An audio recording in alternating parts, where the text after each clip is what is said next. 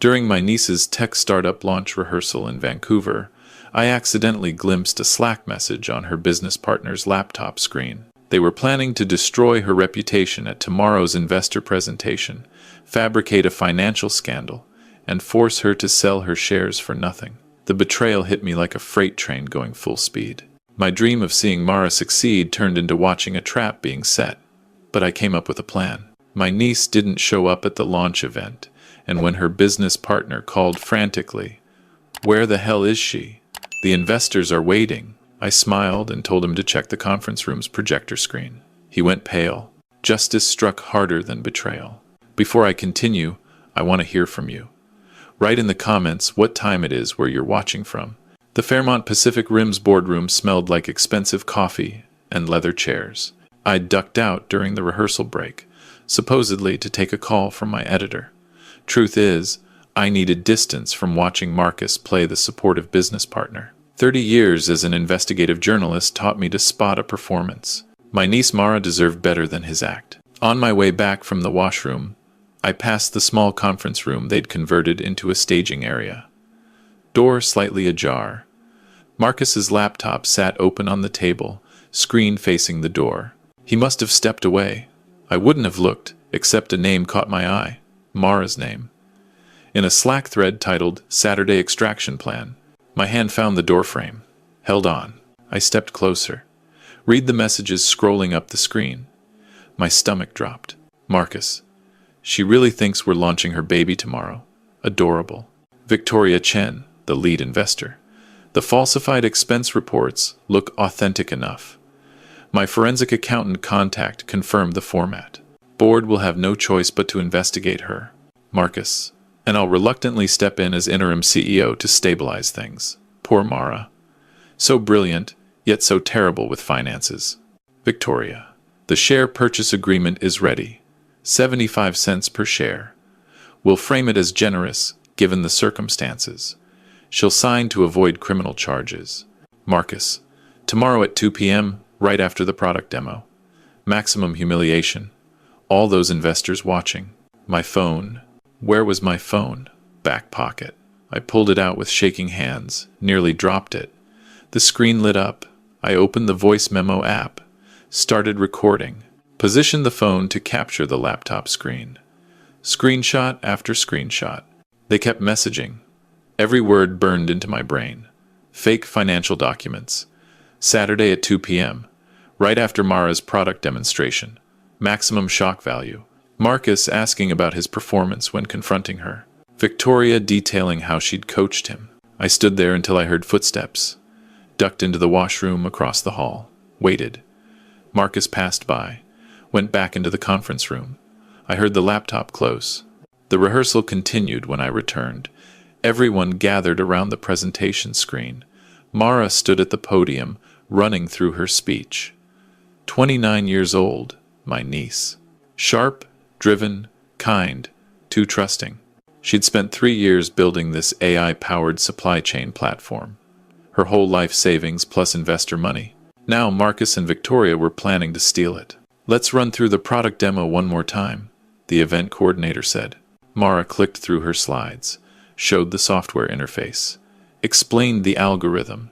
Her face glowed with pride.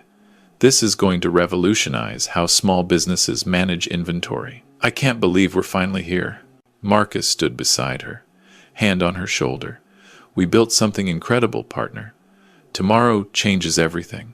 My jaw clenched. The guy's delivery was so fake, community theater level at best. I'd covered enough fraud cases to recognize a con when I saw one. Beautiful presentation, Mara. Really powerful. My voice came out rough. I cleared my throat. Anyone want coffee? I'm getting more. Mara smiled at me. Thanks, Uncle James. You're the best for coming all the way from Toronto for this. I'd actually moved back to Vancouver 6 months ago after retiring from the Globe and Mail. Couldn't stay away from the city where I'd raised Mara after her parents died. She was the closest thing I had to a daughter. I walked to the refreshment table, poured coffee with shaking hands. The cup rattled against the saucer. James, isn't it? Victoria appeared beside me. Designer suit.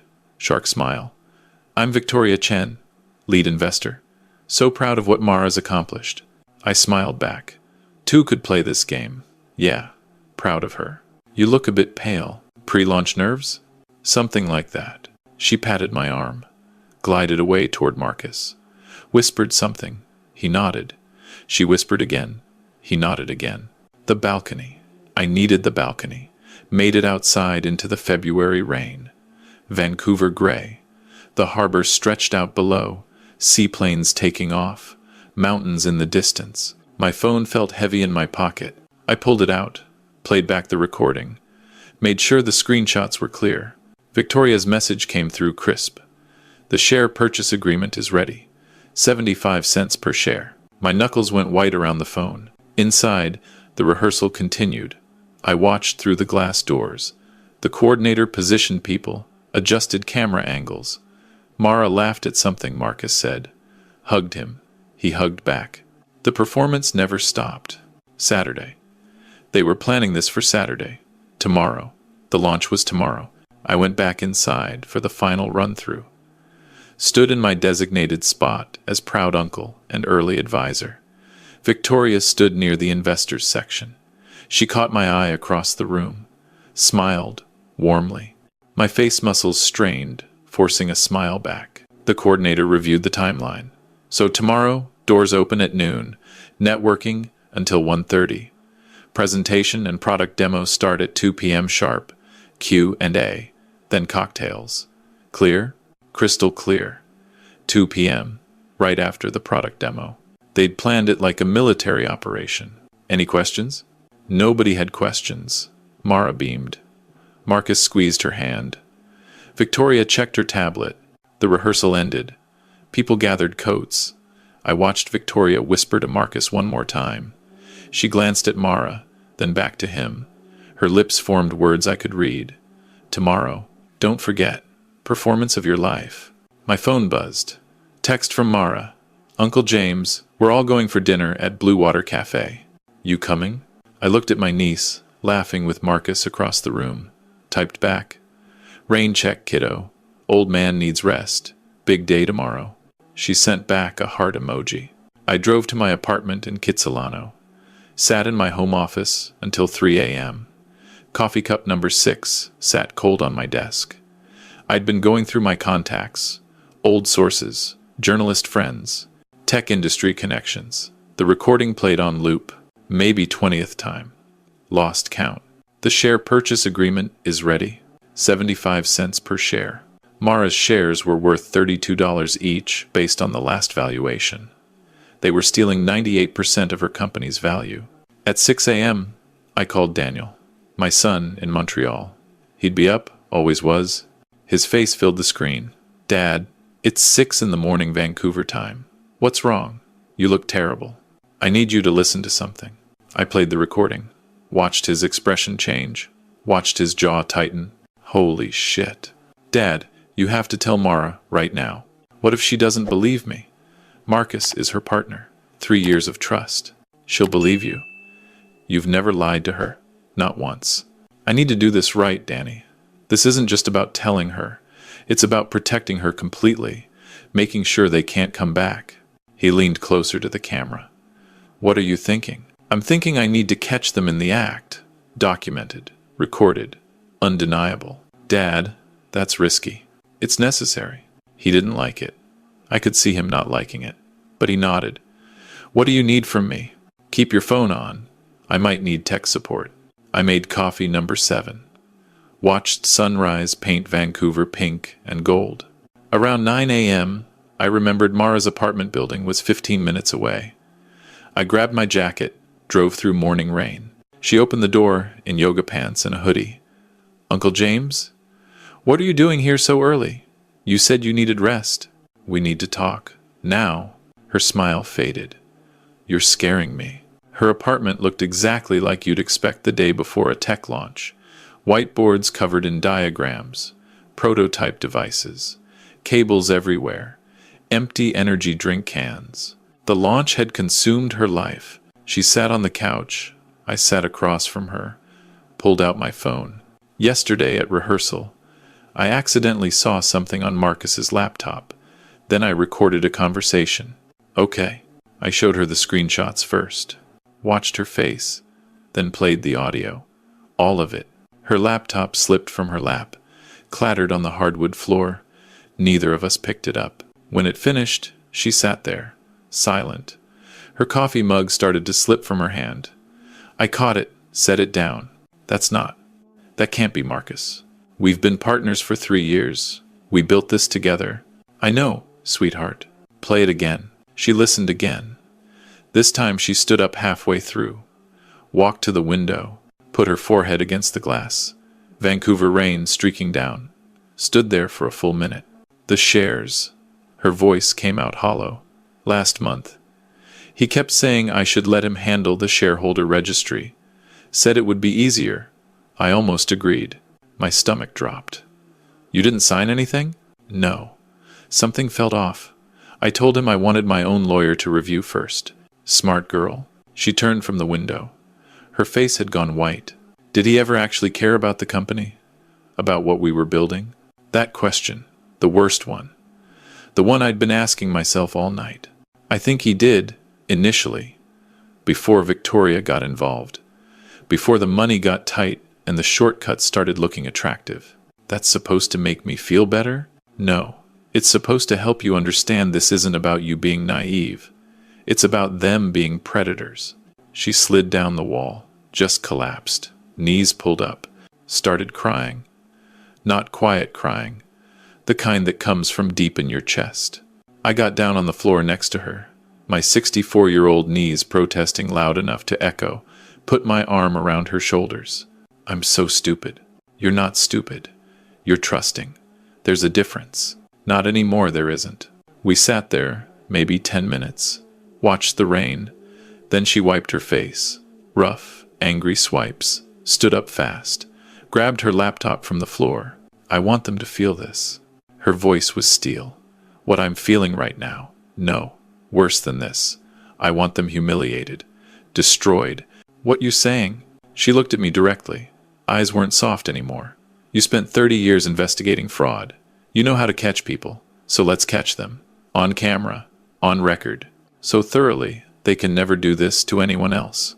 Her phone buzzed. Text from Marcus. Morning partner, today's the day. Can't wait to show the world what we built.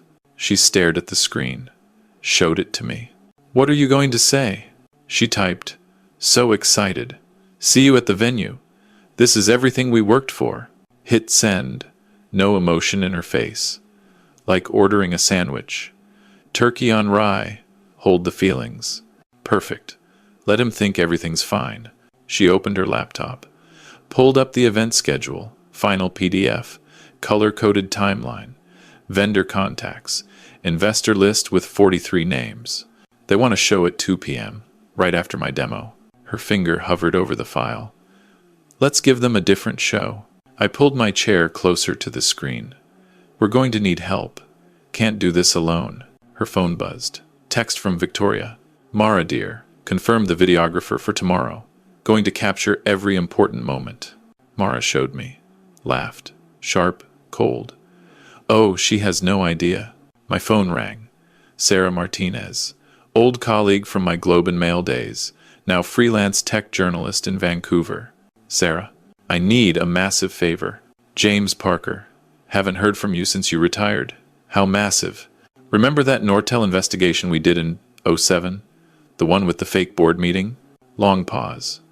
Oh, I like where this is going. Keep talking. I spent the next hour laying it out. Mara took notes, drew diagrams. The plan crystallized. Stage a fake launch event with real journalists posing as investors. Let Marcus and Victoria execute their scheme while being recorded from multiple angles. Gather evidence for legal action. The real launch would happen next month after the dust settled. The fake launch would happen tomorrow at a different venue. By Friday afternoon, we had appointments. First stop, Robert Chen's law office downtown. Corporate attorney, former colleague's son. His office had floor-to-ceiling windows overlooking Cole Harbor. Let me understand. Robert leaned back in his chair. You want to stage a fake product launch to catch your niece's business partner committing fraud? More or less. James, I've known you for 15 years. This is creative. Is it legal? He pulled up case law on his computer. Type notes. Define legal. You're not entrapping them. They planned this independently. You're providing an alternative venue for their crime. Document everything. Audio, video, witnesses. Make sure nothing you do could be construed as entrapment. And for the love of God, don't let Mara actually sign anything tomorrow. She won't. There won't be real contracts.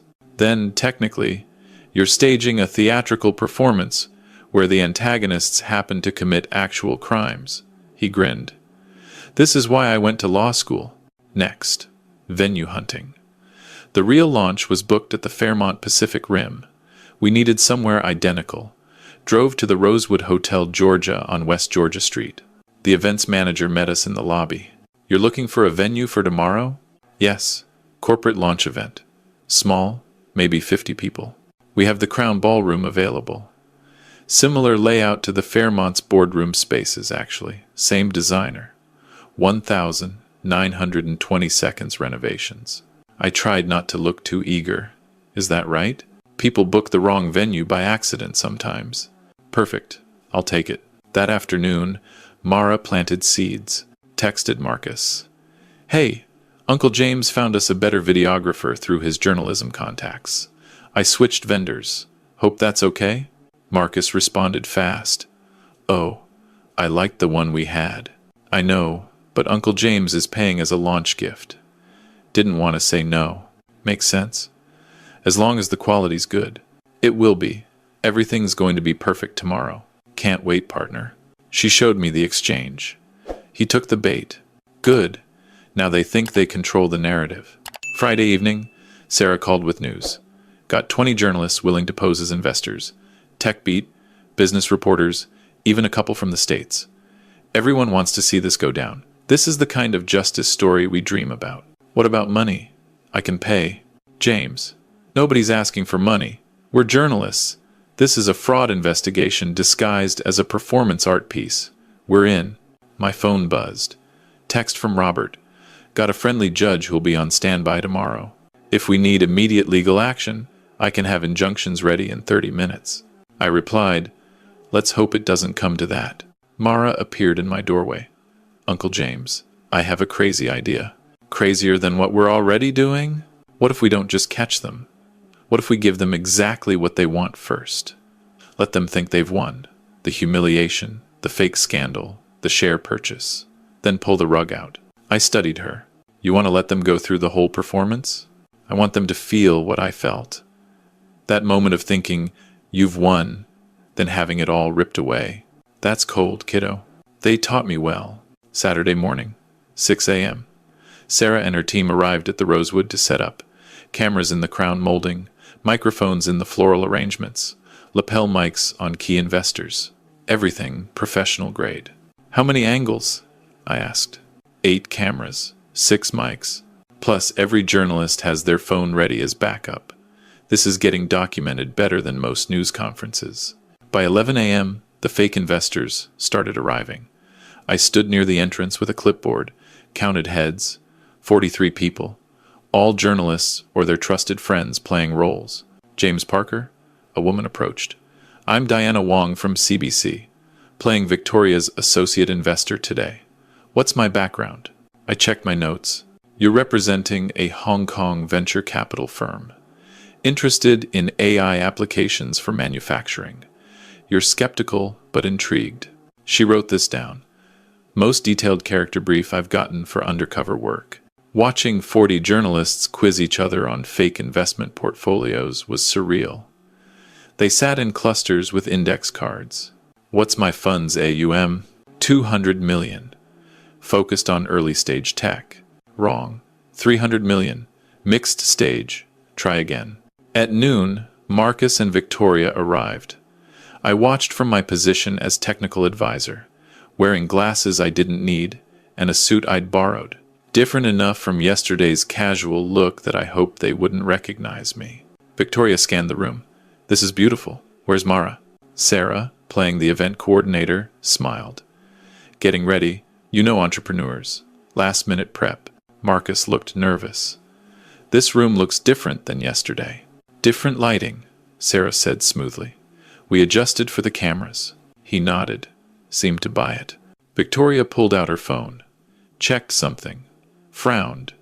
The address on my calendar says Fairmont. My heart stopped. Marcus looked at her. Maybe you put it in wrong? I don't put things in wrong. Sarah jumped in. Oh, that's my fault. We had to change venues last minute. Technical issues at the Fairmont. I sent an email blast yesterday. Did it not reach you? Victoria checked her email. I don't see... Spam folder, maybe? I'm so sorry for the confusion.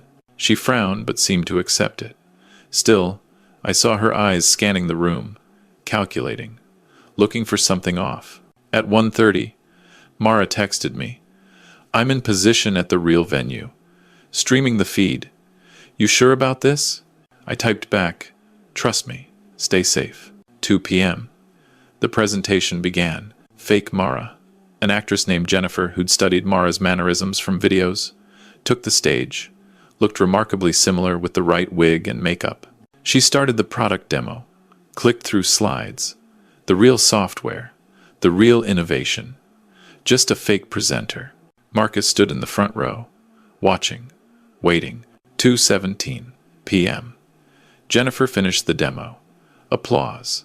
Then Marcus stood up. Right on schedule. I'm sorry, but I need to stop this presentation. Fake gasps.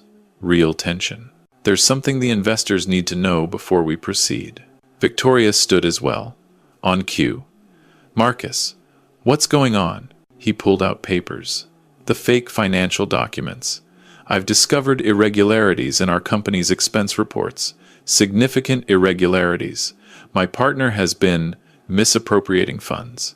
Jennifer stayed in character. What? Marcus, what are you talking about? The room erupted in whispers. The journalists performed beautifully. Shock, concern, whispered conversations. Victoria stepped forward. Let me see those documents. Marcus handed them over. She studied them, shook her head gravely. This is serious. If these are authentic, they're authentic, Marcus said. I've verified them with a forensic accountant. Jennifer looked at me across the room. I gave a slight nod. She was doing great. This is insane, Jennifer said.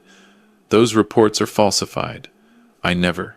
The evidence is clear, Victoria interrupted. I'm afraid we have no choice but to investigate.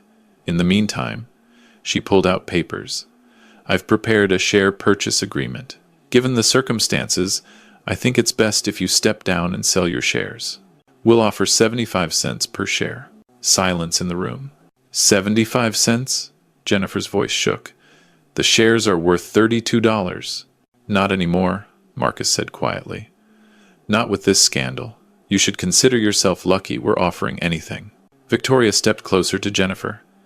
Sign now, and we won't pursue criminal charges. The board will characterize this as a disagreement over accounting practices. You walk away clean. Refuse, and we involve the authorities. I watched Marcus's face. He looked almost sad, the performance of his life. Jennifer's hand shook as she reached for the pen. Then I stood up. Actually, before anyone signs anything, I think everyone should see this. I pulled out my phone, connected it to the projector. The Slack messages filled the screen. Marcus's actual words. She really thinks we're launching her baby tomorrow. Adorable. Victoria's response. The falsified expense reports look authentic enough. The whole conversation. Every damning message. Time-stamped Thursday evening. The room went silent. Marcus went pale. Where did you... Thursday at the rehearsal, I said. Your laptop screen was visible from the door. I documented everything. Victoria started backing toward the exit. This is a misunderstanding. Those messages were taken out of context. I removed my glasses. I'm James Parker, Mara's uncle, retired investigative journalist. 30 years documenting fraud just like this. Marcus recognized me. His face went white. And this room? I gestured around. Not investors, journalists. Every single one of them. Recording everything. 8 cameras, 6 microphones. You've been performing for the press this whole time. Sarah stepped forward, showing her CBC credentials. Sarah Martinez. I've been recording this for a documentary on corporate fraud. One by one, The fake investors revealed themselves. Globe and Mail, Vancouver Sunday Business in Vancouver, even Wall Street Journal and New York Times. Diana Wong stood. I'm actually with CBC Marketplace. We're very interested in your share purchase agreement, Miss Chen. The actress Jennifer removed her wig. Jennifer Kwan, theater actress. The real Mara is somewhere much safer, watching this feed. Victoria tried the door. 2 Vancouver police officers stood there. Robert had made a call 20 minutes ago. Victoria Chen, Marcus Harding, we need to ask you some questions about fraud and extortion. Marcus looked at his former partner. Mom, you said this was foolproof. The room went silent. Mom, I repeated. Victoria's face crumpled. Shut up, Marcus. So that's how we learned they were mother and son. Victoria had changed her last name after her previous fraud conviction. Marcus was her son from a failed marriage. They'd been running investment scams for 5 years. As the officers read them their rights, Marcus looked at me. How did you know? I spent 3 decades investigating people like you. Your performance was good, but I've seen better. They were led out in handcuffs. The room erupted. Journalists on phones. Cameras still rolling. This was going to be the fraud case of the year in Vancouver. Sarah hugged me. James, that was incredible. My phone buzzed. Text from Mara. Uncle James, I saw everything. Can I come out now? I typed back. Give us 20 minutes to clear the room. Then come get your company back. The real launch happened 3 weeks later. Same presentation. Real investors this time. Mara raised $2 million. Proper valuation. Honest partners. But the cost. I sat in Mara's apartment 2 days after Victoria and Marcus's arrest. She stared at her laptop. Hadn't opened it. I can't look at investor emails anymore, she said quietly. Every pitch meeting, I keep wondering what they really want. That's normal. Give it time. Is it? Because I had a coffee meeting yesterday. Guy from a legitimate VC firm. 20-minute meeting. I spent 15 of those minutes analyzing every word he said for hidden meanings. I didn't have an answer for that. Over the next weeks, more victims emerged. Victoria and Marcus had run similar scams on 4 other tech entrepreneurs. 2 in Seattle, 1 in Calgary, 1 in San Francisco. Always the same pattern. Gain trust as investor and partner. Create financial scandal. Force sale at fraction of value. The trial was fast. Robert negotiated plea deals. Victoria got 6 years. Marcus got 4 with cooperation credit. He testified against his mother, described how she'd recruited him after her previous conviction, how the debt from her legal fees had driven them to this. I attended sentencing, watched Victoria's face when the judge read the verdict, not anger, resignation, acceptance that she'd finally been caught. In the holding area after, I saw Marcus alone for a moment. Our eyes met through the glass. He mouthed something. I'm sorry. I turned away. 3 months later, Mara called me. Uncle James, you busy? I was in my apartment, reading. Never too busy for you. I joined a support group for people who've been through business fraud. There's this guy there, Nathan. He lost his company to a similar scam 2 years ago. Oh, we've been talking after sessions, then coffee, then dinner, and Uncle James. I think I might be able to trust again, eventually. Emotion caught in my throat. Sweetheart, that's wonderful. I want you to meet him. Dinner this weekend? I'd love that. Saturday evening. March. 4 months since the fake launch that changed everything. Mara's new office was in Gastown. Proper space, small team, growing. She'd rebuilt. Nathan stood when I entered. Firm handshake, direct eye contact, nervous but not hiding it. Mr. Parker. Really good to finally meet you. Mara's told me a lot. All good, I hope. Honestly, some scary parts too, but I respect what you did. What did I do? Protected her when it mattered, even when the cost was high. Mara called from the small kitchen area. Nathan, don't let him intimidate you. He smiled. Too late, but that's okay. Dinner was Vietnamese takeout. Table set with mismatched plates. Conversation flowed. Nathan talked about his educational software company, how he'd rebuilt after his fraud case, the therapy that helped. Then he got serious. Mr. Parker, I know what you went through, what Mara went through. And I want you to know, I'm not like them. I'm not here to hurt her. How do I know that? You don't.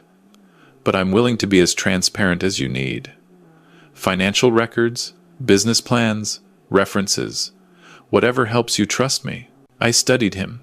You're serious. Completely. Mara's important to me. You're important to her, so you're important to me. I laughed. First real laugh in months. Tension releasing. You're either the most honest man I've met or the best actor. I'm choosing to believe you mean the first one. After dinner, Mara walked me to the door, hugged me. Long hug. Thank you, Uncle James. For everything. For what? For saving me. For the support group connection. For tonight, not scaring Nathan away completely. I almost destroyed you. She pulled back, looked at me. No. You showed me what real protection looks like. It's sacrifice. It's doing the hard thing because it's right. And now I'm stronger. I can spot the warning signs. I can trust my instincts. Nathan is genuine. I wouldn't have been able to tell the difference before. That's an expensive lesson, but I learned it. And I survived it. Because of you. I drove home through Vancouver rain, sat in my car in the parkade for a moment, but this time, got out without the wait. Later, video call from Daniel. Dad, how'd dinner go? Good, son, really good. Nathan's solid, honest. Mara's healing. And you? Getting there. You mean that? Yeah. For the first time in months. Yeah. The next week, a letter arrived. Prison envelope. Victoria's handwriting. James, you took everything. My freedom, my son, my last chance. I'm not asking forgiveness. I don't deserve it. But I want you to understand something. I was someone once. A successful investor. I helped startups. Then I made mistakes. Lost my license. Lost my reputation. Lost my marriage. Marcus was all I had left. I know that doesn't excuse what I did. But I want you to know, I see what this cost you too. The late nights, the moral questions, the fear that maybe you went too far. You did the right thing. Mara is lucky. I hope your victory was worth what you gave up to get it. VC. I read it twice, set it down, thought about responding, decided not to. Some bridges don't need rebuilding. 6 months after the trial, Mara's company hit $1 million in revenue. She called me, excited. Uncle James, we did it! You did it, kiddo. This was all you. No, we did it. You gave me the chance to keep building. That night, I thought about everything. The fear, the planning, the risk. The moment I saw those Slack messages and decided to act, would I do it again?